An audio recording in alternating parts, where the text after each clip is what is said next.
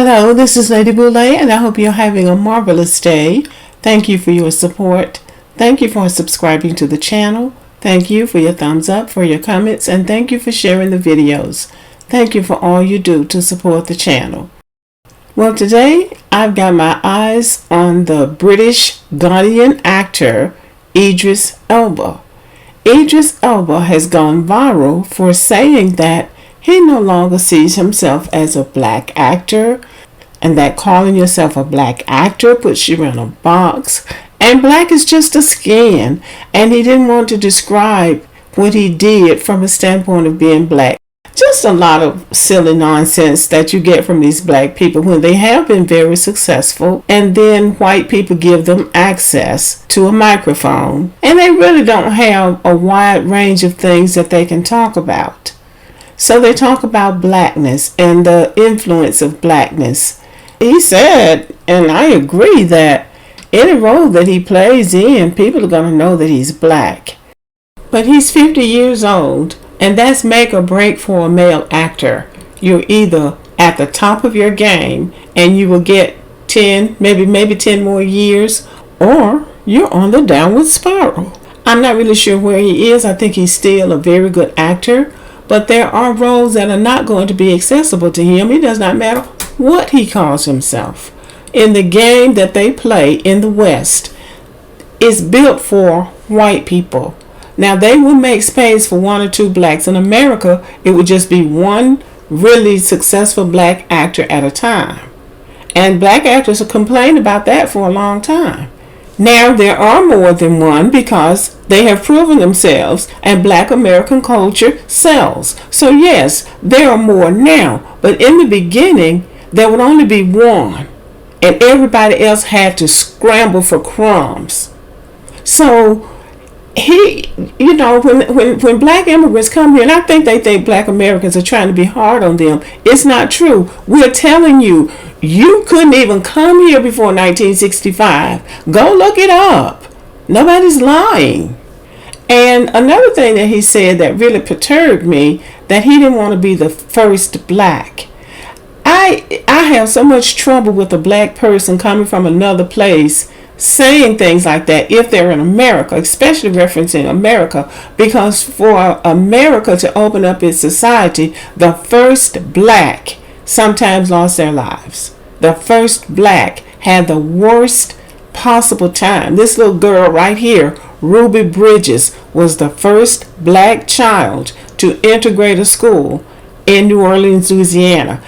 Federal marshals had to escort this 6-year-old child to school because angry old white people were standing outside hurling racial slurs at her, screaming all kinds of racial hatred messages to a 6-year-old child. That's what the first black had to go through.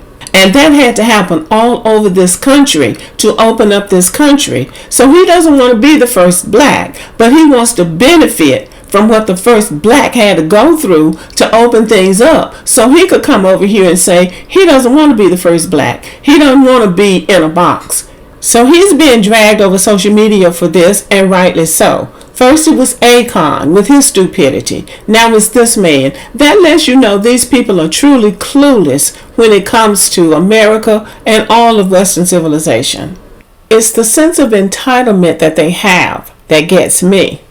When the first black person broke into Hollywood, that person also was subjected to a lot of racism, a lot of discrimination, a lot of exploitation. There is a whole library of material written about how black Americans were exploited as they tried to break into the music industry, into the entertainment industry. People were taking their gifts and exploiting them. Many of them couldn't read and write because the American system did not provide an educational platform for black Americans. So in order to break through, they had to suffer through it. And now these people see, it would be different for me if Africans and Caribbeans could come to the United States when black Americans were still working in the cotton field. If you could come over here and make a big splash, then I would say, okay, well, you've earned it. You haven't earned a damn thing. You're riding on our coattails.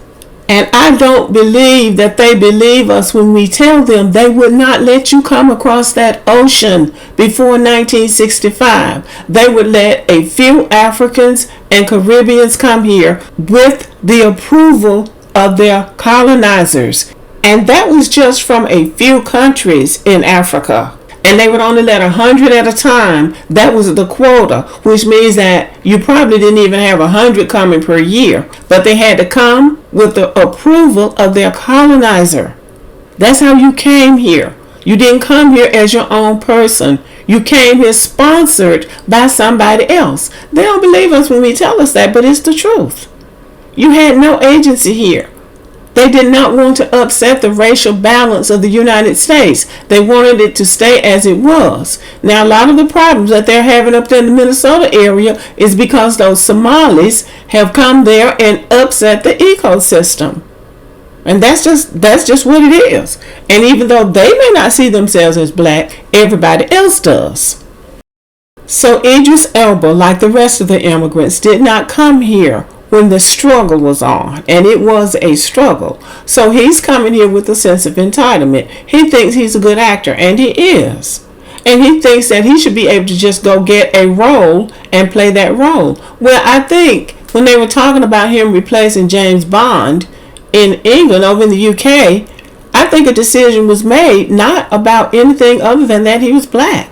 Not because he wasn't a good actor, not because he didn't have a great personality, not because he wasn't handsome, but because he was black. They made that decision. And they will make that decision again and again and again.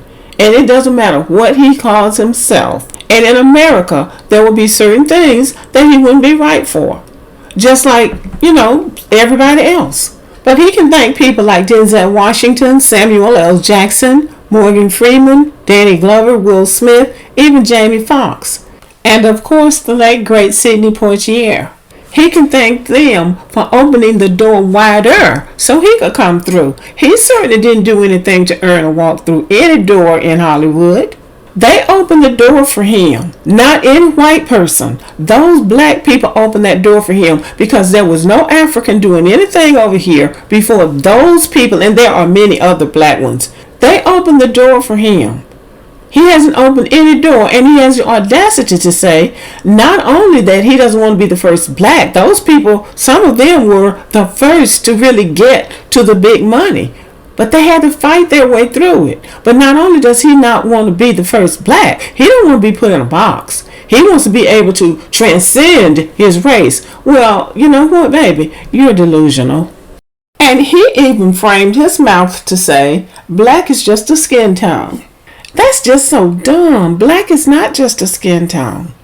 Black is a condition. And it's a condition that has affected black people all over the world. Black is slavery. Black is colonialism.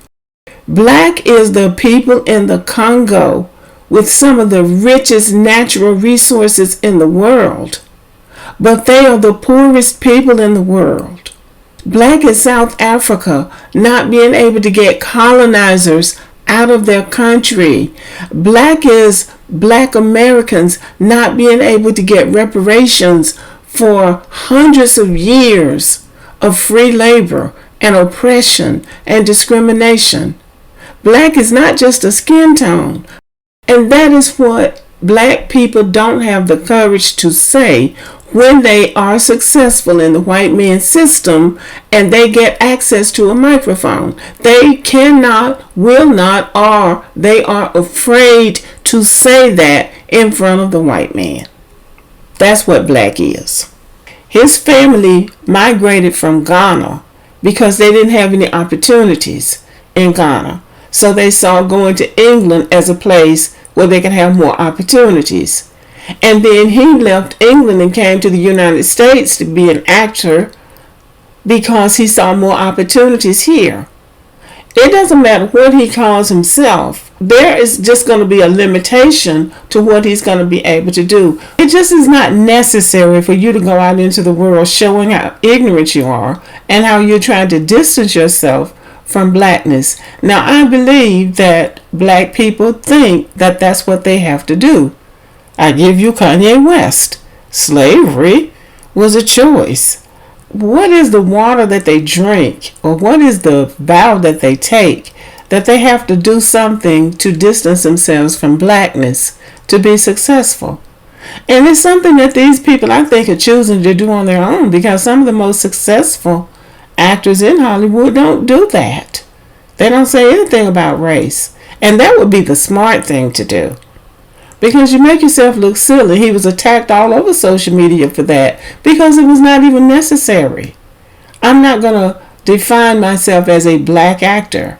Well, again, what are you going to be then? What kind of actor are you going to be?